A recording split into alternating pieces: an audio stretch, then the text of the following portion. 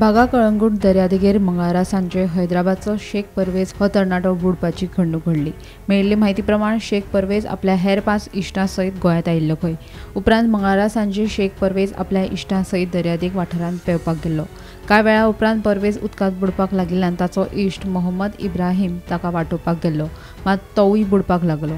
मोहम्मद हाका वाटोवपाक जीव रक्षकांक येस आयले, मात जीव रक्षक शेख परवेज हाका वाटोवपाक शकले नात। देखून कळंगूट दर्यादेग पुलीस तशेंच जीव रक्षक शेख परवेज हाचो सोद घेतात। को बता दिए उनको उतना नहीं बोल के नहीं भी जाए, ऐसा लोग 3-4 बोले तो न जाएंगे। एक जना मिला तो एक जने को प्रॉब्लम हो रहा था और एक जना नहीं मिला वहाँ पर।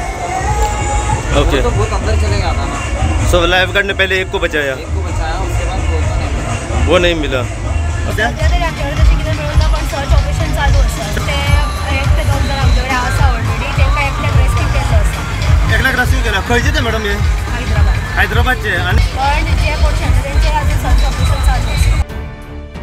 गोमंतक टीव्ही खातीर रिपोर्टर स्नेहा हसोटीकर।